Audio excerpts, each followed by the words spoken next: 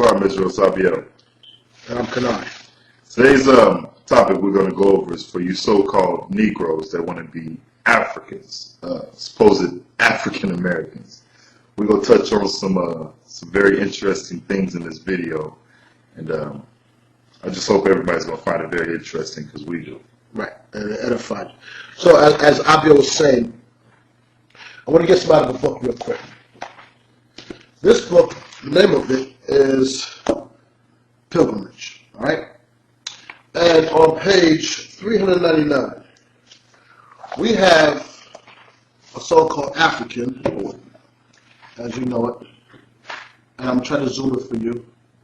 And if you can see, he has his face in the vagina of this cow while he is fondling her, all right? This is what you so-called Negroes are delusional in believing that you're African. I want to read the caption of this real quick. It says, breathing into the cow's uterus provide a sexual stimulation under which the cow produces more milk. With his right hand, the boy lightly strokes the cow's udder. So, this young child is in the midst of bestiality. That's what these so-called Africans are doing over in that land. And you so-called Negroes cleave to this culture as though you're part of it. Well, if you think you're African, then this is what you should be doing, follow the customs of the Africans. So we're going to begin. I want to begin in Deuteronomy chapter 7 and start with verse 6. Deuteronomy chapter 7, verse 6. For thou art a holy people unto the Lord thy God. The Lord thy God hath chosen thee to be a special people unto himself, above all people that are upon the face of the earth. That's the problem with you so-called Negroes. The Most High chose us. If you are a descendant of the slave trade, if you are the natives of North Central South America, the Aztecs, the Incas, the Mayans, so-called Boricua, Taino Indians, North American Indians, Gad, Reuben, those are the tribes. You are the Israelites, so-called Haitians. But you know what, old people, we didn't want to be a special people to the Most High. We wanted to follow the customs of the nations. We wanted to be like the Egyptians. We wanted to be like the Canaanites that were living in the land there, of Sodom and Gomorrah, of Tyre and Sidon. We wanted to be like the East Indians. And we follow these filthy, wicked customs. And now today you have many of you so-called niggas out there that's cleaving onto Afrocentric ways, Egyptology. That has nothing to do with you. It's pagan. And your superstars like Erykah Badu and them thinking they're African. Nonsense. And through the Spirit we hope that we can edify many of you people to rethink your walk in this life.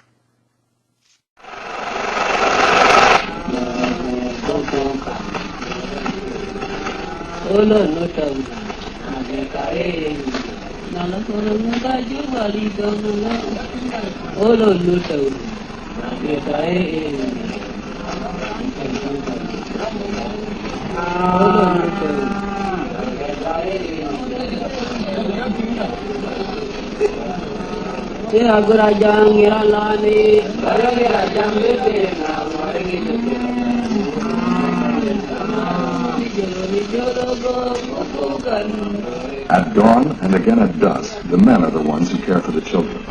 This includes protecting them from a world of predatory insects that swarm the area looking for free room and board on warm-blooded hosts. The fathers give the children a scrupulous washing with cow urine. Those who have come of age shower directly under the source of nature's own insect repellent.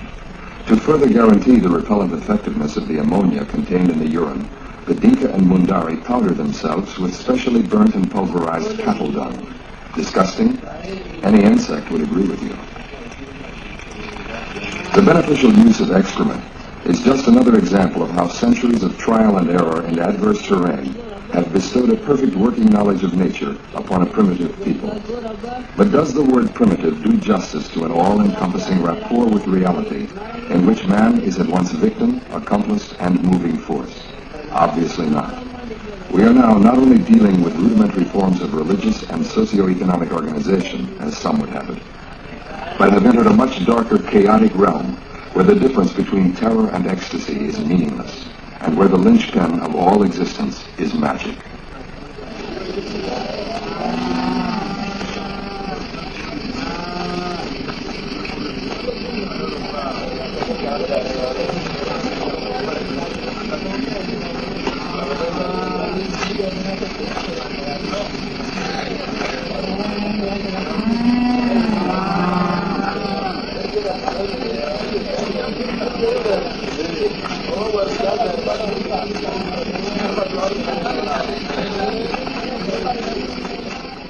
Shocking, wasn't it?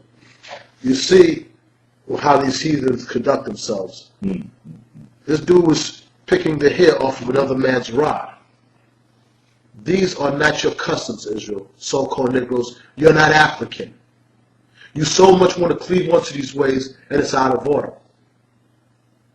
But anyway, we're going to move from there. I want to touch upon the dietary laws because we want to go through what these heathens are eating. Let's go to Let's go to Deuteronomy 14 real quick. Let's do Leviticus. Let's go to Leviticus 11 first. Let's do that one. Leviticus 11 verse 46 and 47. And we're going to jump back up. All right. Go ahead. Leviticus chapter 11 verse 46. This is the law of the beast, of the fowl, and of every living creature that moveth in the waters, and of every creature that creepeth upon the earth, to make a difference between the unclean and the clean, and between the beast that may be eaten and the beast that may not be eaten. So our Heavenly Father, you so-called Negroes, who call yourself Africans, you're an Israelite. The Most High gave us animals that we can and cannot eat. Now, how do we know which animals that are lawful to eat and are unlawful? Let's start in chapter 11. Let's start with verse 3. Leviticus chapter 11 verse 3. Whatsoever parteth the hoof and is cloven footed, and cheweth the cud among the beasts, that shall ye eat. Whatever animal is part of the hoof, cloven-footed, and cheweth the cud. This is part of the hoof. I mean, if you look on a hoof of a cow, there is a part between them. And cloven-footed, meaning on the back of it is on the back of it is a knob on the back of it. And it cheweth the cud, meaning it chews the grass, it grazes, it swallows, it brings it back up a second time, it cheweth again, and sends it down a second time. Those animals you can eat. Read on. Nevertheless, these shall ye not eat of them that chew the cud, or of them that divide the hoof, as the camel, because he cheweth the cud, but divideth not the hoof. He is unclean unto you. So these animals, like the like the camel. The camel cheweth the cud, but it has a paw. The Lord said you're not supposed to eat this animal. And as you read down this chapter, you read all the animals, the swine, which is the pig, which many of you so-called Negroes, you worship next to that white Christ. The Lord said we're not to eat those animals. So now we're going to go to the clip, and we're going to see what these Hamites, or what you call today Africans, what type of animals they're eating.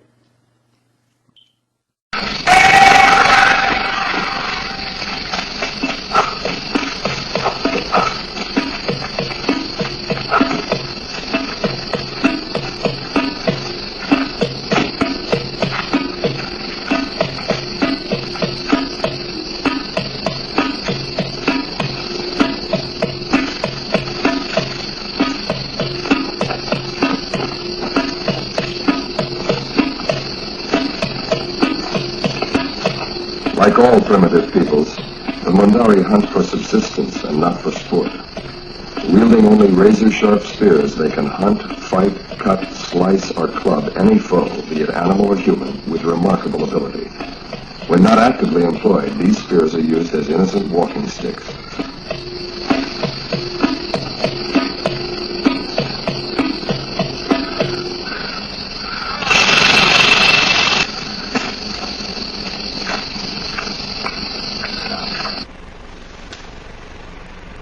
Efforts are in vain. In the follow-up attacks, the doomed beast is literally skewered from all sides.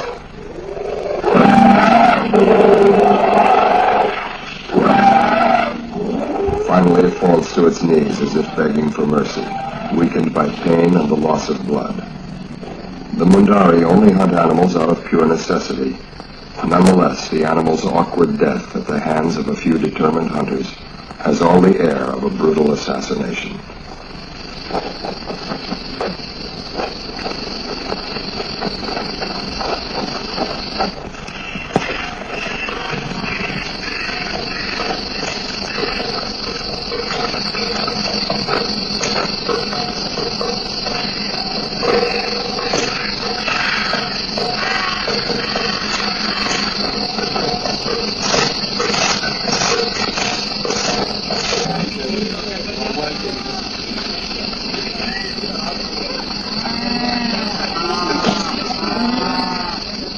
Like the Mundari, the Dinka do not slaughter their cattle for meat.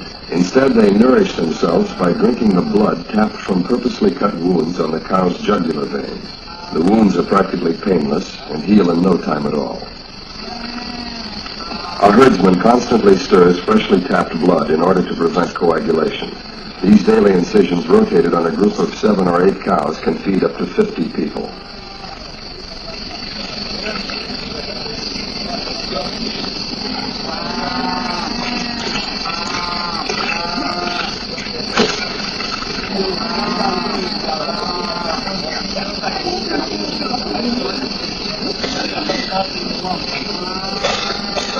Along with blood, milk is of primary importance in the Dinka menu.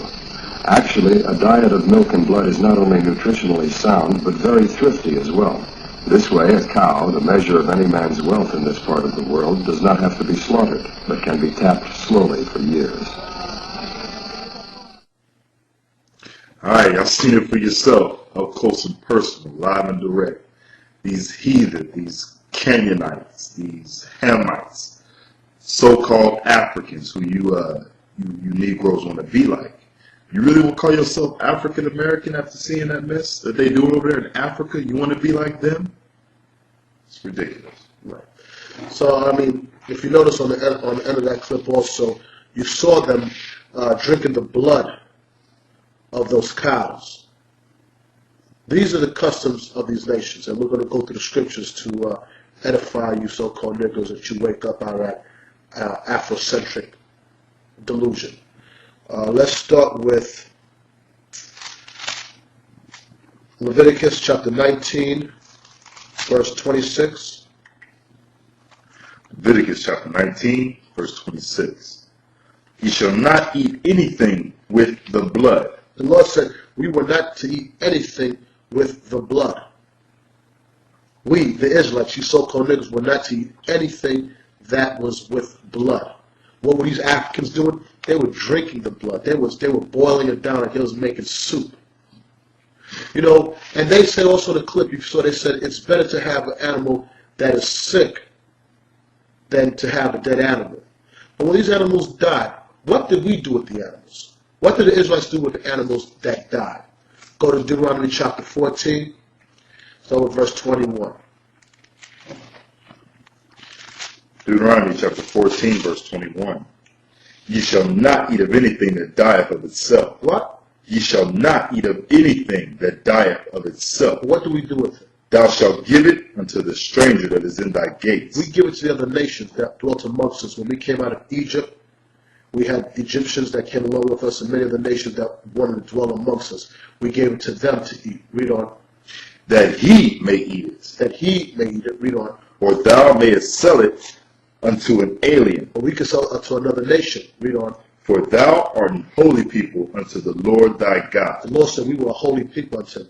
We were not to eat those things. You so-called Negroes, you don't even realize. These other nations, they eat all type of animals, monkeys and rats and all kind of stuff. And you know what? Many of you so-called Negroes, you do the same thing. You think eating shrimp and crab is a delicacy. The Lord said those things are abominable for you Israelites to eat. Animals that died of themselves with cancer and all kind of disease, we fed it to the other nations.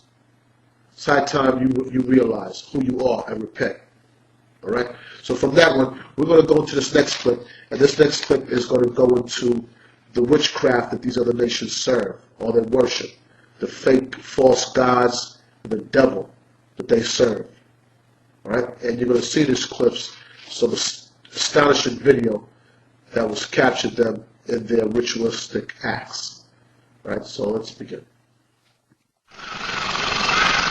The claws of a predatory bird are also a source of magic. Novices of a secret society are marked on the chest during their consecration to the spirit Nga-Kola. Secret organizations, particularly in the fields of religion and politics, abound in Africa. A blend of terror and magic is used to bind new recruits to unfathomable depths of fanaticism and depravity.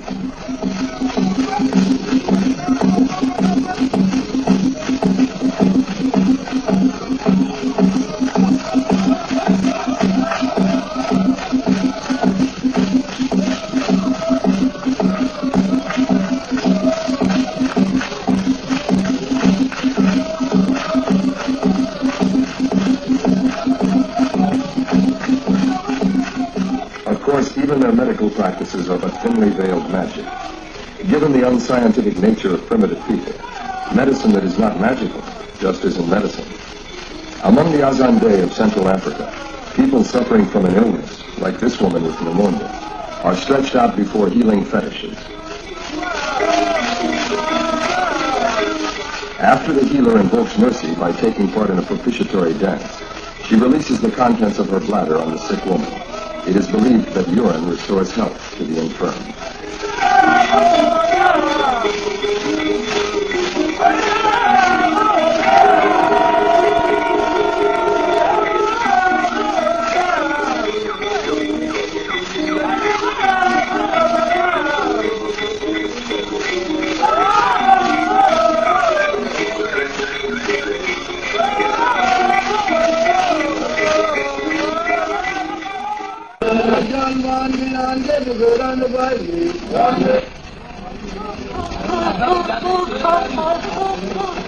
The therapeutic value of magical autosuggestion has long been well known. When a Mundari witch sucks on the body of an old sick woman, she is putting magic to the service of medicine. If the witch is able to transfer the evil spirit tormenting the woman into a younger, healthier body, able to resist that particular ailment, the woman will survive.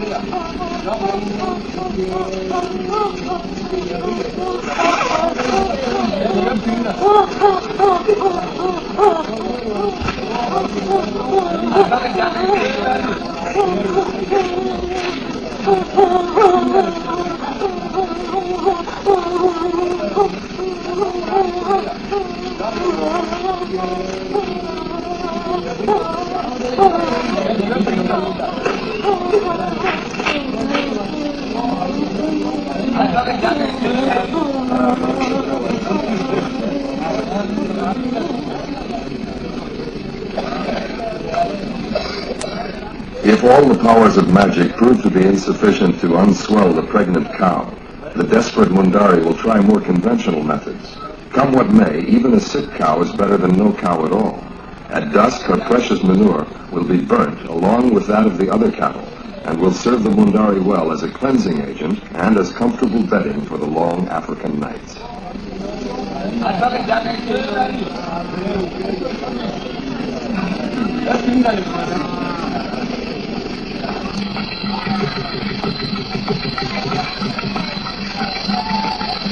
In the encampment to make preparations for the night. By burning cow dung for their bedding, they leave a dense and acrid smoke screen above the whole area. This will serve as protection against insects and as an invitation for wandering herdsmen looking for rest. But ultimately, the impenetrable haze of burnt cow dung will become a powerful sleep-inducing incense. Under its magical and soothing effect, the Mundari will cuddle next to their beloved cattle and pass the night.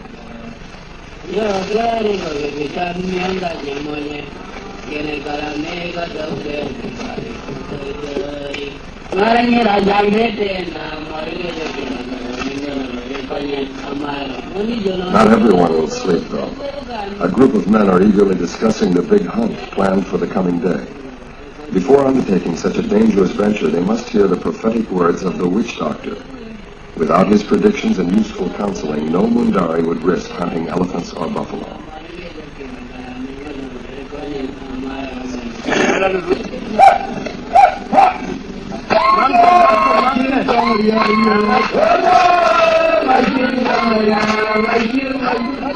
A Absorbing the psychic vibrations of each member of the excited hunting party, the witch doctor slowly works himself into a frenzy. Only when completely overcome with delirium is he ready to furnish predictions concerning the outcome of the hunt. Pummeled with questions from all sides, he answers with a strange, unnatural voice, accompanied by unintelligible grunts, barks, and howls.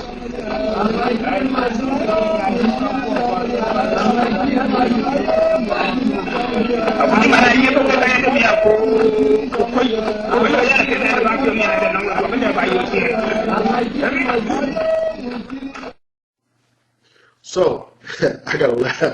In that last clip, we watched an old witch trying to relieve another woman of the demons that was housing her, those legions, and now transport those demons into a younger Hamite heathen, because her body was younger and might be able to sustain those demons. I mean, let's go through scriptures dealing with witchcraft. Let's go to Exodus chapter 22, verse 18. Now, if this was amongst Israel, what was the requirement for this witch? What would have happened? When you get it, you can read it. Exodus, the 22nd chapter, the 18th verse. Thou shalt not suffer a witch to live. What? Thou shalt not suffer a witch to live. Amongst Israel, we couldn't even suffer that witch. Allow, that's what it means. Allow that witch to live. She had to die. She had to die. These people call on these witches. And that's why I said before, many of you Israelites, you so-called Negroes, you follow those things. You follow it in how? In worship of Santeria, Shango, Brujeria, Voodoo. All the nations, all the tribes of Israel picked up those things. And many of you Israelites, you have to rid yourself of those things, you so-called Negroes. Thinking it's going to bring you closer to God, lighting candles in your closet and all kind of nonsense. Go from that to Deuteronomy 18. You can read Leviticus. Read Leviticus if you want to. You have it. Leviticus 20, was it? You was holding? 19. Go ahead, read it. Again, this is Leviticus 19, verse 26. It says, Ye shall not eat anything with the blood, neither shall ye use enchantment. Right, neither shall you use enchantments. Enchantments meaning what? Magic. Go from that to Leviticus 20, verse 27. Leviticus chapter 20, verse 27. And man also or woman that hath a familiar spirit, or that is a wizard, shall surely be put to death. The Lord said they shall surely be put to death. Read on. They shall stone them with stones. Their blood shall be upon them. So amongst us, that wasn't supposed to be tolerated. Witches. Go from that to Deuteronomy 18. That's what I really want to read. Deuteronomy 18, verse 10. You so-called Negroes, well then, if that's what you are, if you're really African, you're supposed to be practicing this. If you think you're African, you should have somebody sucking the demons off of your chest, spitting out, ramming their, and when they, even with their cattle, they practice witchcraft with their cattle. When those cattle were not able to bring forth that young calf, they called on witches to do it. They were shoving their hands up the rectum of a cow to pull the feces or the doodle out to make pillows. And you call yourself African? Man, you out your mind. You out of your mind. It's time for you to wake up. You are totally asleep. And for all you so-called Egyptologists and that stuff, this is stuff you're talking about. All you believe in Ethiopians and all that stuff you talk. No. These are the customs the people have made, and we were set apart. Let's read that. Deuteronomy chapter 18, verse 10. There shall not be found among you any one that maketh his son or daughter pass through the fire, or that uses divination, or an observer of times, or an enchanter, or a witch, or a charmer, or a consulter with familiar spirits, or a wizard, or a necromancer. Dealing with the dead, we are. For all that do these things are an abomination unto the Lord. And because of these abominations, the Lord thy God doth drive them out from before thee. Right. Read on. Thou shalt be perfect with the Lord thy God. Right. How do we be perfect with the Most High? keeping his commands, not found these ways, a witch or wizard. The Lord said these other nations did this, but amongst us it's an abomination. It's filthy and wicked and demonic to do that. You saw the woman there standing over the other woman who filled with spirits, and she was peeing on her, urinating on her. This was part of customs. Now, today's society, you got people that do that thinking it's sexy.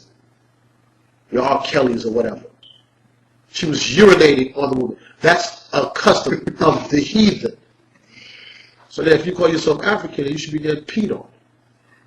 Oh, you ain't that African, right? You ain't just not that African. Okay.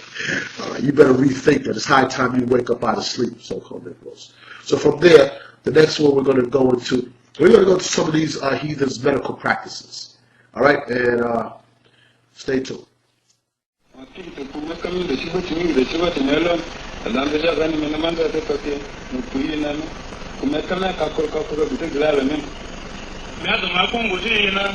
What can be done for a migraine headache? In a small hut near the banks of the Umbangi Share, there lives a witch doctor of great renown. Thanks to some unknown power, he is able to draw the insufferable pain down from the head through the arms until it reaches the fingertips. He accompanies his soothing massage with puffs of air, a universal symbol of life and therefore a source of health. If the demon, which by now has been driven into the little finger of the patient's hand, continues to be a source of torment, the doctor is forced to take more severe measures. A few precise karate chops on the elbow anesthetizes the patient's arm.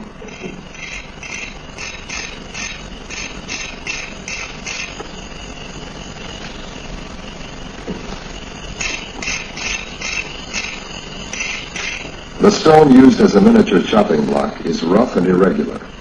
The doctor's assistant must help him find a perfectly balanced spot along one of its crevices.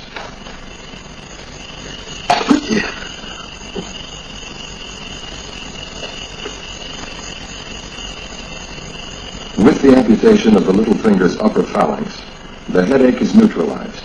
The wound, which is then medicated and wrapped with medicinal leaves, will heal quickly.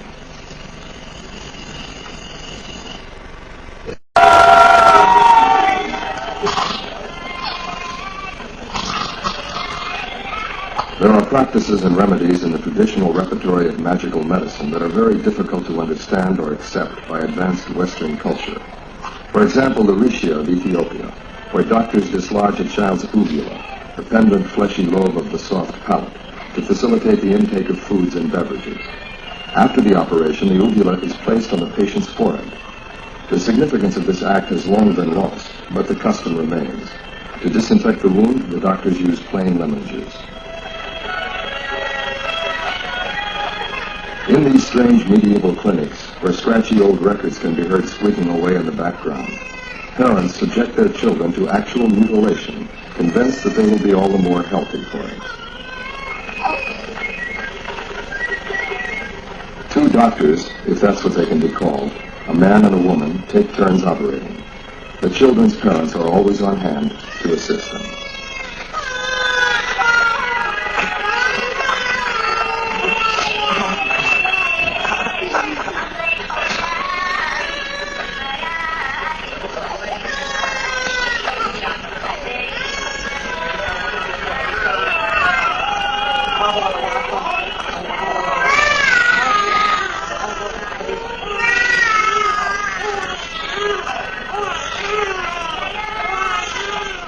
The doctors make incisions on a patient's eyebrows to protect the inner surfaces of the eyelids from irritation. In Arabic, this is known as gernab. Until it will be driven out by the ponderous superiority of Western methodology, ancient Arab medical practices will continue to dominate these roadside clinics. Most of the active ingredients in their medicines are pulverized minerals.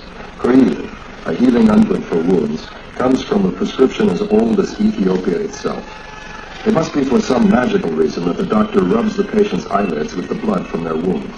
There seems to be no other explanation.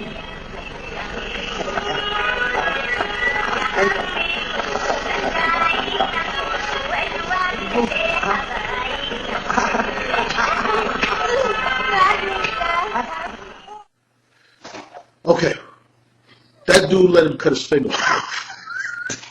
I don't want to laugh, but these heathen are comical. This dude had a headache, and the way to relieve it is to get his hand cut off. It's the natural motion. Yeah. So he said that was to divert the pain from the head, and now it's in the hand now. Now what happens next month when he has a headache again because of another finger? Come on, man. These people, they're no people to the Most High. Most High don't count as nothing to him. Likewise, the clip with the women or the Ethiopians. Get that real quick in Zephaniah 2:12. Let's read that real quick about the Ethiopian. She let the doctor cut out a piece of her flesh from her throat, supposedly to help her eat better. Zephaniah chapter 2, verse 12. Ye Ethiopians also, ye shall be slain by my sword. So I deal with some. There's a curious mix of Israelites out there. That's Israelite, Ethiopian, Egypt, Taji. This is a curious blend, Nubian, a curious blend of doctrines and whatever philosophies, and trying to stamp it with Israel on it. What does it say? Ye Ethiopians also, ye shall be slain by my The sword. Lord said these Ethiopians also will be slain with the sword. They're going to be destroyed.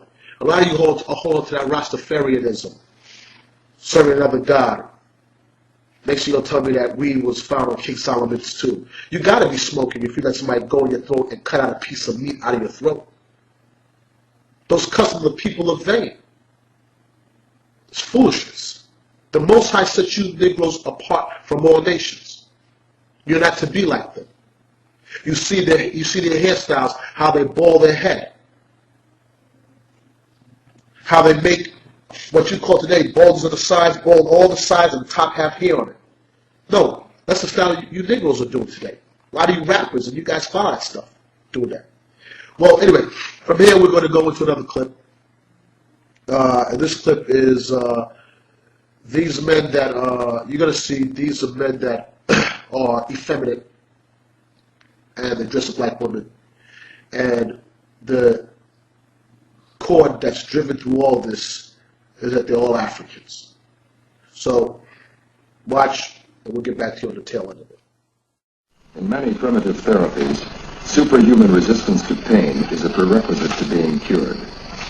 Prior to submitting themselves to therapeutic flogging, the Purls numb their body with massaging and by snuffing or chewing hashish, betel leaves, or the kolo nut. The younger members of the community spend most of the year in the fields with their grazing herds, forced to live far from their women. When they return for the Sharo ritual, they come dressed as females, and their comportment suggests homosexuality. We were unable to learn whether this transformation constitutes true homosexual practice, or is just a symbolic tradition denoting their indifference to women after such long habitation with members of their own sex. Be it true or not, all of them invariably take wives once the ritual is over.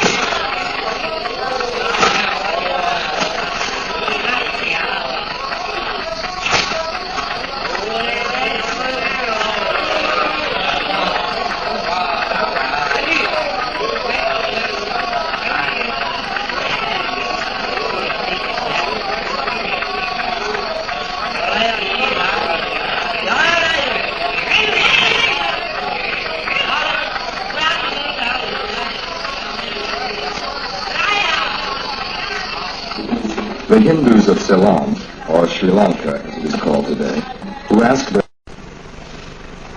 sex, much like hunger and even death, does not depend on the human will alone. That is why the phallus is venerated by many cults, and phallic symbols of wood, stone, and other materials give work to numerous artisans.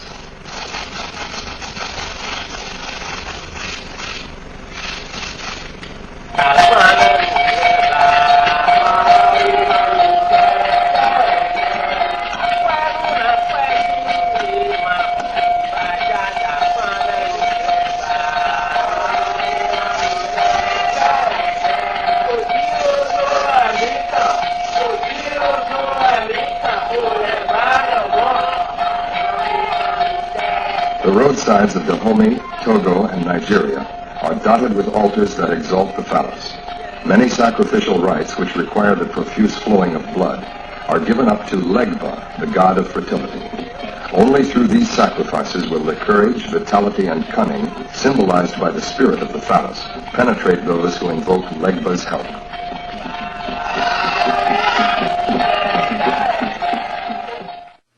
Okay, that last clip you saw, I hope this is confirmation to many of you so-called Negroes that are the slave trade that came over here on slave ships. You are not Africans, you are Israelites, according to Deuteronomy 28th chapter. Verse 15 through the end will explain the curses that fell upon us. If you notice in those clips, you had these Africans that went out into the field for many months away from their wives. And what were they doing out in the fields? You answer that yourself. All I know is they came back and they was dressed up like women. Let's read that in the scriptures real quick. Go to Deuteronomy 22, verse 5. Deuteronomy chapter 22, verse 5. The woman shall not wear that which pertaineth unto a man, neither shall a man put on a woman's garment, for all that do so are abomination unto the Lord thy God. The Lord said that we're not to be cross-dressing. Women should not be in pants, neither shall man be in dresses. And listen, spare me, I've heard all the, it doesn't mean that, what about when it's cold? The Lord gave commandment. And many of you older women, when I say older, I mean the next generation before me, they didn't wear pants. Back in the West Indies and where they came from, they didn't wear pants. They didn't wear pants, I should say. Even women that were here in America doing slavery, they didn't wear pants. They worked out in the field with long dresses on. That's an excuse. That came out with the feminist movement, with that lesbian, women equals rights foolishness that's against the Most High's commandment. That came about. But that video, you saw men dress up like women. Go from that, go to 1 Corinthians. And then you have some that may not dress up like that, but they still have the posture of women. 1 Corinthians 6, verse 9. 1 Corinthians chapter 6, verse 9. Know ye not that the unrighteous shall not inherit the kingdom of God? Be not deceived, neither fornicators. Neither fornicators will receive the kingdom of God, nor idolaters. They won't get it either. And idolaters, remember that clip you saw, those men were sculpting penises, rods, and it was worshiping a penis, a phallic symbol. This is what they worship. On your free time, you so-called Negroes here in America, in your free time, do you go kiss a piece of wood and shave it down into the size, into the shape of a rod? That's what you be doing? And you call yourself Africans? You're not even true to what you call African. If you're going to be African, keep it real. Shake down a piece of wood on a penis and throw on a chain and walk around with it. You asleep. You don't know what you worship. You know not what you worship. Neither idolaters, nor adulterers, nor effeminate. Nor effeminate. Meaning, you're a man, but you have girly ways. You might dress up like one. You might talk like one. You might sway and twitch like one. The Lord said, no effeminate can enter it. Because you have some man say, well, you know what? I never dealt with a man before. But you have the effeminate way about you. You have that feminine way about you. The Lord said, even with that feminine way, you're not going to make it. Because you have a lot of men, especially in churches, that got a real girl spirit in them. And you got to rid that. Who was doing it? These heathens. Where you can take this back to? Sodom and Gomorrah. Africans, Hamites. Let's prove that real quick. Go, read on. Let's finish this. nor abusers of themselves with mankind. You don't abuse yourself with mankind. You abuse yourself when you have a man run up in your rear end. Women, you abuse of yourself when you laying with another woman. Let's go to that real quick. Romans, the first chapter. Remind me to go to what I said earlier. Romans 1, just over verse 20, verse 21.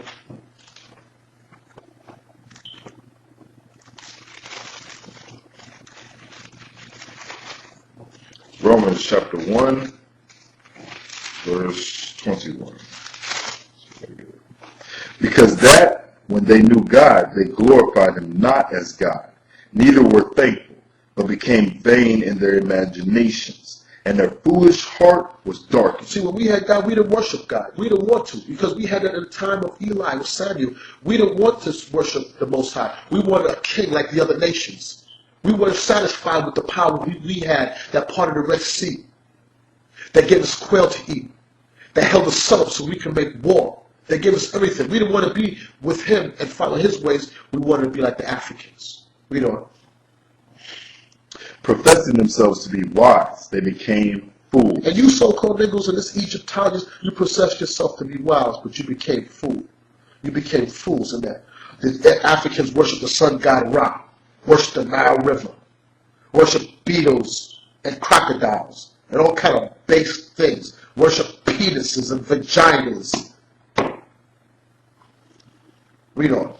And changed the glory of the uncorruptible God into an image made like to corruptible man, and to birds and four-footed beasts and creeping things. And that's what those Africans do. They was worshiping four-footed things like the cow. Many of them worship that cow. Read on.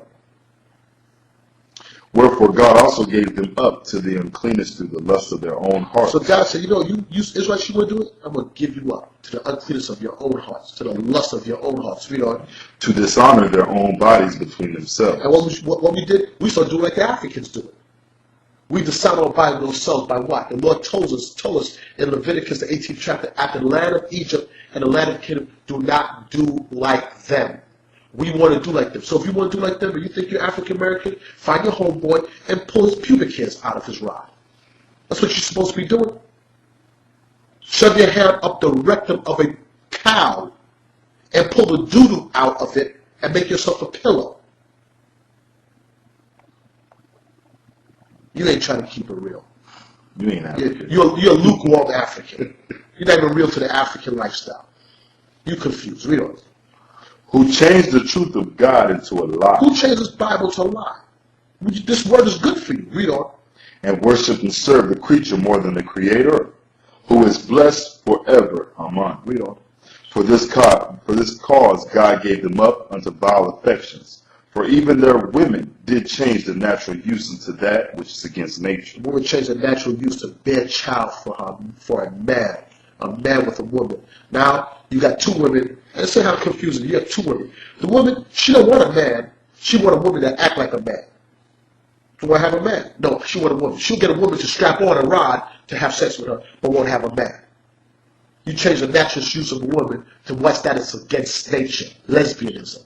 Read on. And likewise also the men, leaving the natural use of the woman, burn in their lust one toward another. Men with men, working that which is unseemly. It says unseemly, unsightly, wicked. What are they working? Two men together in the midst of sexual relations. Read on. And receiving in themselves that recompense of their error, which was meat. And they received for themselves the recompense of their error. That recompense of their error is death. That's the payment for AIDS. Go from that to Leviticus 18. Because I said earlier, you so-called Negro, a lot of you call yourself Africans, I don't even know. That whole African Egyptology, that whole Afrocentric lifestyle you live in, that whole homosexual lifestyle began amongst the Africans. Go to Leviticus chapter 18, verse 1. Leviticus chapter 18. And the Lord spake unto Moses, saying, Speak unto the children of Israel, and say unto them, I am the Lord your God. After the doings of the land of Egypt, wherein ye dwelt, shall ye not do. The Lord said, don't do, you Israelites, after the land of Egypt, Africans, don't do it. Read on. After the doings of the land of Canaan, whither I bring you, shall ye not do. And after the doings of the land of Canaan, whither he brought us, we were not to do. We were not to follow the ways of the Canaanites, which were Africans. They were the son of Ham. They were Hamitic. So we were coming to the land of Canaan to take it from them, and we were supposed to kill them out of the land, utterly old and young, spare none. But we didn't listen. The Lord said, do not do these ways. Well, what ways did they do? Read on. Neither shall ye walk in their ordinances. Stop. What was their ordinances? Jump to verse 22. Verse 22. Thou shalt not lie with mankind as with womankind. It is an abomination. So what were they doing in the land of Egypt and the land of Canaan, these Africans? They were lying with men like they lie with women. These videos here is for edification to you so-called Negroes that were born out of the slave trade, that's through North, Central, South America, throughout the Caribbean islands. You are the Israelites. Yes, we were sold as slaves from the continent of Africa, but we were there as refugees. When you read Luke, the 21st chapter, we left out of Jerusalem and we dwelt amongst them. And we lived on the west coast of Africa in places called Fort Oida or Fort Judah, where they found us. Do your history. And we were brought here by slaves, as slaves, sold by the Africans and Arabs. Read Joel, the 3rd chapter. Sold to the Grecians. It's high time you Negroes wake up out of sleep and bethink yourselves and come back to your true heritage as Israelites and let go of this folly of your African. And if you are going to hold to African, keep it real. All right? So with that, we hope that this was edifying to many of you and you recover yourself and wake up. Shalom. Shalom. Yeah, real quick, just a little quick insert. Abiel made it a point to me to explain about who are the Canaanites. I said they were Africans, so Abiel's going to further on it. Definitely. What we're about to read from is called the Zondervan's Compact Bible Dictionary.